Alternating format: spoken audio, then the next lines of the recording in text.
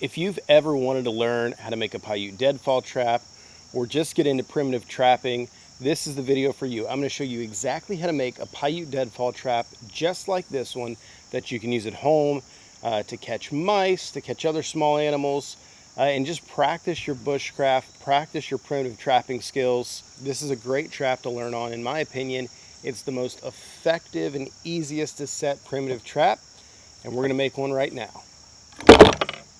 Stick around to the end of this video. I've got some video of this trap in action with some mice that I caught out at the barn at my house. Also, please click subscribe, especially if you're interested in primitive trapping, primitive skills. We're getting up on hunting season. There's going to be some great hunting stuff too. Please subscribe to the channel. So for this video, I wanted to address one of the issues that come up a lot when learning this type of bushcraft and trapping and things like that. And that is not being able to find the right materials. Sometimes people, a stick might be a little bit too rotten, not quite the right size or shape. They're just unsure of what to use. I think it's really important to have success when you're learning bushcraft, when you're learning hunting, any of these new skills.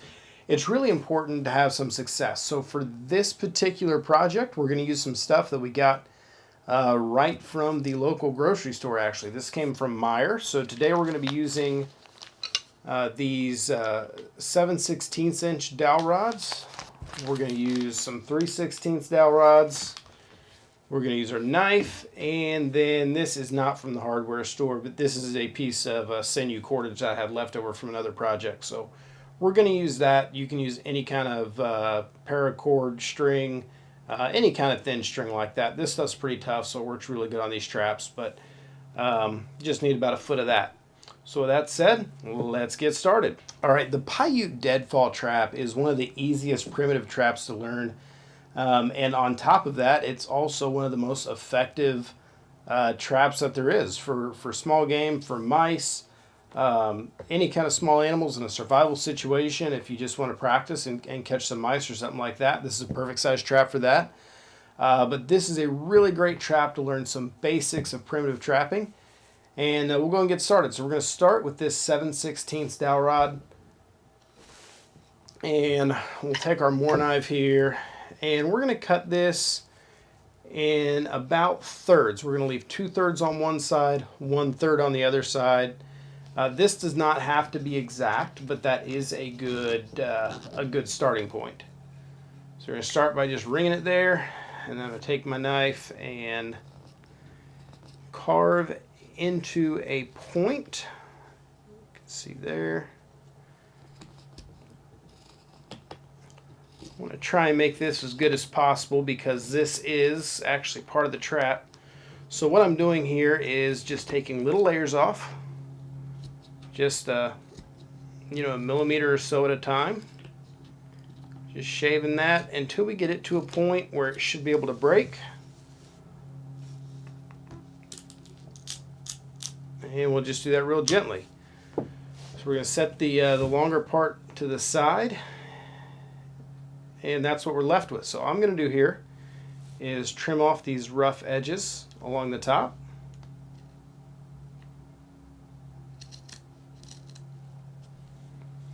And I do want this to be nice and straight. So you can see here it's got a little bit of an angle. We're going to carve that off. And this doesn't have to be perfect. It doesn't have to be exactly to a point. We're going to be about a 1/16 of an inch wide, maybe a little bit more than that, from side to side, and then obviously the full width of the dowel. So this is going to be the base of our trap. So I'll set this aside for a second. And now we're going to start with the other 2/3 we have left. So what we're going to do is come down about 1 inch from the top. And we'll just score a little line here. The great thing about this trap is it does not have to be exact, but as you learn to carve them, you'll kind of fall into a little system, and you'll find that all your traps kind of tend to look the same, and they might look a little bit different than somebody else's Paiute Deadfalls, and that's all right. So we made our line there. I've cut in there as deep as I can just by scoring it, and now I'm going to do the same thing and just start shaving away layers. until I get about a third of the way through the dowel.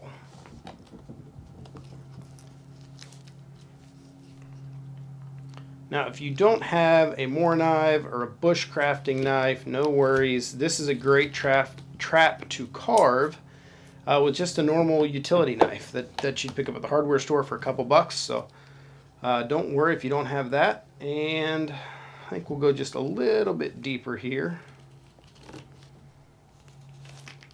Now, a lot of people will carve a V on this part of the trap. I've found that for Paiute Deadfalls, I do a little bit better if I just carve a 7 into the top of the trap, kind of like that. So, yeah, clean up my area here.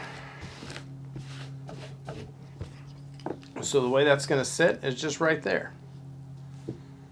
All right, and now we're going to carve the back half. So we'll go ahead and clean up our little area here where we did our first cut.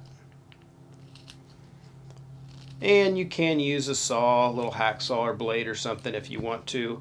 I like showing you how to do it with a knife because, one, it's a good skill, and two, it's just another way to show how easy of a trap this is to carve and how little stuff you actually need to get started in primitive trapping.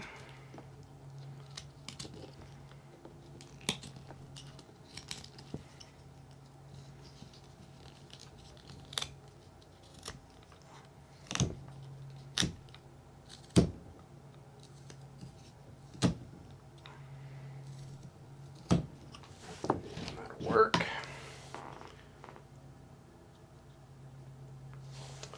Now what we're going to do is come back maybe an inch away from the back, start scoring it here, and we're just going to score all the way around. And this is just going to be something for our sinew to tie off to. Just run that around a few times, and then we'll make some shallow cuts back towards that score that we just did.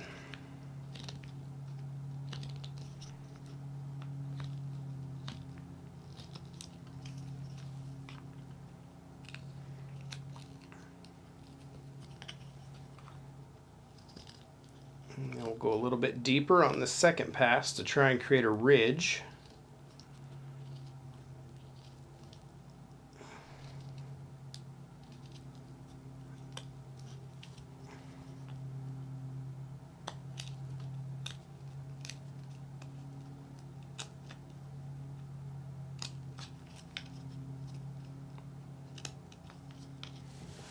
And there we go. So now we've got this ring around where our sinew, when we tie it off, is going to kind of lock in there.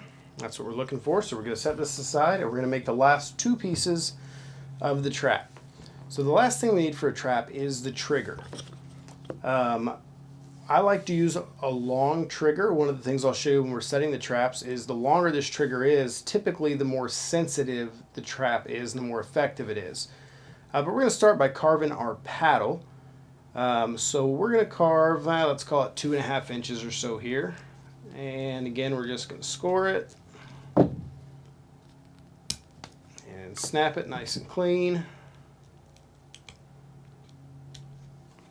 Now here's a trick that I'm going to show you. This is my modification to this trap. I've never seen anybody else do it, but it is something that I found makes it really successful for me. Some people you'll see carve a paddle, and other people you'll see just use a whole stick. I like to kind of mix it up a little bit, and what I like to do, my paddle, I like to be close to the same diameter as my trigger stick. And then about a third of the way from the end, I'm going to score it just a little bit and carve out, creating a flat spot on the end of this paddle. Now this is somewhat important to make it nice and straight. There we go, looks pretty good. So, check, hopefully you can see this good. There we go. You see how I flattened off that you can see how I flattened off that part of the paddle. So when this is on the trap, the trigger stick's going to sit on it like this, And using a rounded stick like this not only allows the trigger to just slide right off of it, but it also allows the trap to roll, which I found has been a big reason why my success rate's been so high in using this trap. So we're going to set the rest of the trigger stick aside. We're going to do, again, maybe about an inch in. We're going to carve a little notch in here. Got to be careful on this small piece that you don't cut all the way through it. This doesn't need to be super strong, but it does need to maintain some integrity.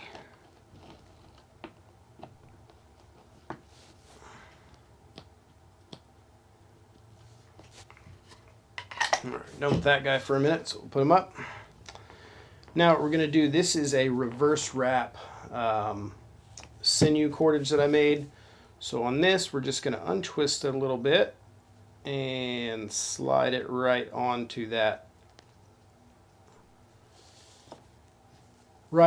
paddle. And then we're going to take the other side and do the same thing. Now if you've got string or a piece of paracord, no different. You just tie a knot instead of reverse twisting it.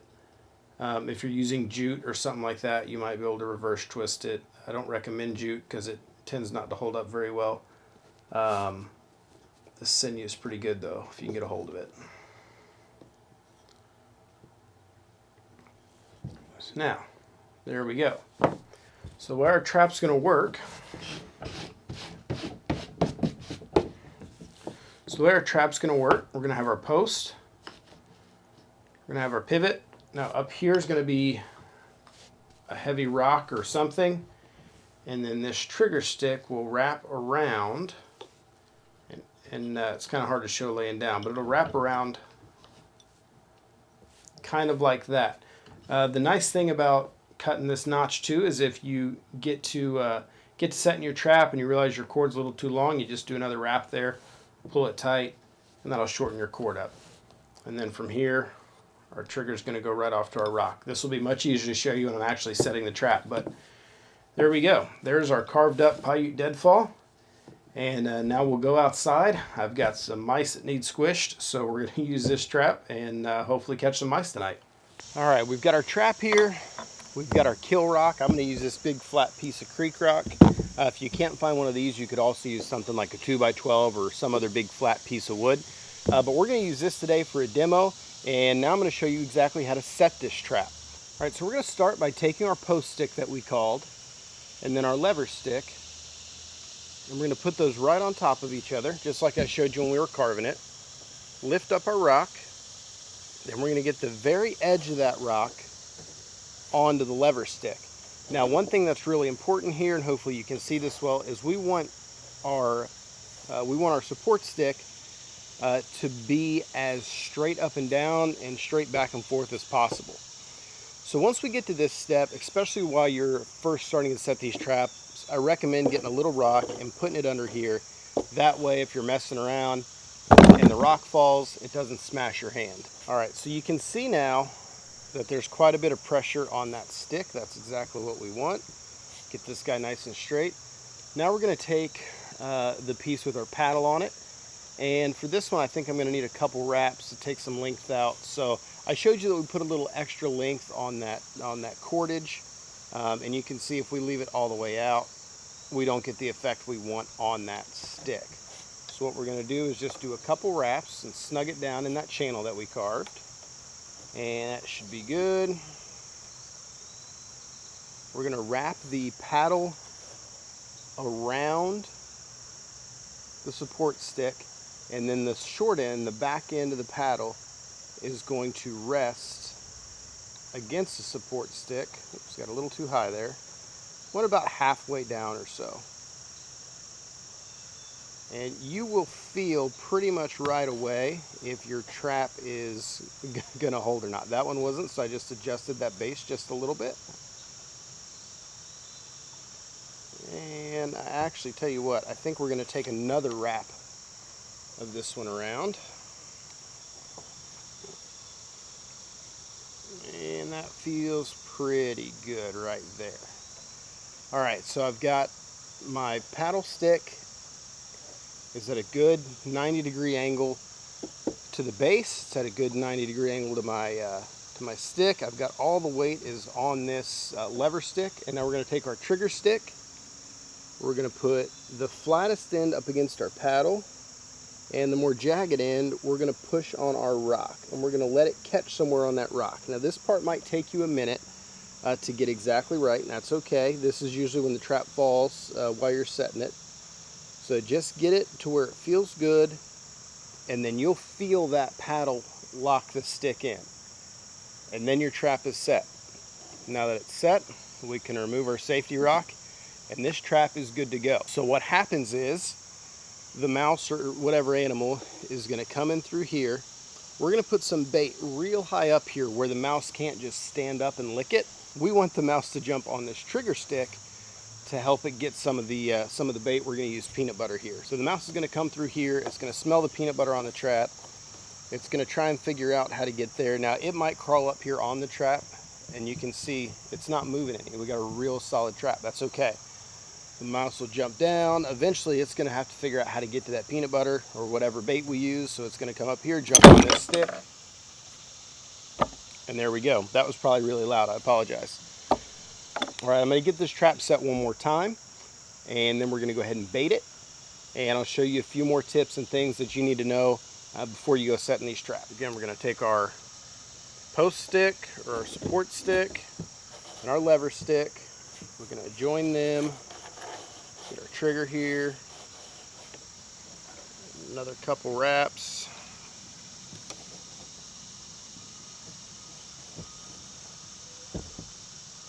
That good and tight. There you go. Once you get good at these, you can do them pretty quick. All right, so for bait, I'm gonna use this little peanut butter pack. I usually carry these in my pack. They're a nice little survival food to have around, but we're gonna take a little bit of this, dab it on the stick, and we're gonna put it just up towards the top of the rock where the mouse has to jump on the bait stick or on the trigger stick to get to the bait. And just do that real careful. And again, if you're new to setting this trap, have that safety rock under there because you'll smash your fingers. It doesn't feel good. This is more than powerful enough to kill a mouse or even a squirrel. So you don't want your hands under there when it goes off. There we go. That's a good looking trap. I'd be perfectly happy leaving this one just how it is, and pretty confident that that trigger is going to catch a mouse. I'm going to bring you in and give you a little bit closer view of the whole setup. All right, so here's a great view of how this trap is set. You can see right here we've got our support stick that goes to our lever stick, that goes to our cordage, that goes down to our paddle, that wraps around and then pivots itself against the base there and goes to our trigger stick, and then our bait right up there at the top. Now I'm going to show you an example of a poorly set trap, and a trap that's not very likely to actually catch anything. This trap will probably go off, but you're probably not going to catch the animal. So the first mistake here is we've got this trigger stick way off to the side and not underneath our bait. Even if the mouse jumps up here to get the bait, it's probably close enough out to the side where it can just jump out. The second thing that I don't like about this setup is the trigger stick is really short. One of the biggest factors in success in this Paiute Deadfall trap is having a nice long trigger stick where the animal can really get back there and get pressure on the stick far away from the outside of the trap. They're not going to want to try and climb right here, but right now we really didn't leave them any options. So not good having a short trigger stick like that. We want a nice long trigger stick. And the other issue with this trigger stick is you can see it's at a pretty steep angle. We do not want an angle on this trigger stick. This trigger stick should be completely flat, like this one that I'm holding up right now. We want it parallel to the ground. That's going to give us our best success on that trigger going off. Here's another example of a mistake that I see a lot when I'm showing people how to set this trap. Now this is an extreme example, but something you need to pay attention to. You don't want this support stick being at a steep angle like that, because what can happen a lot of times, the trap will get set off and then your support stick will actually go underneath this trap instead of kicking out, and it'll keep the mouse from getting squished.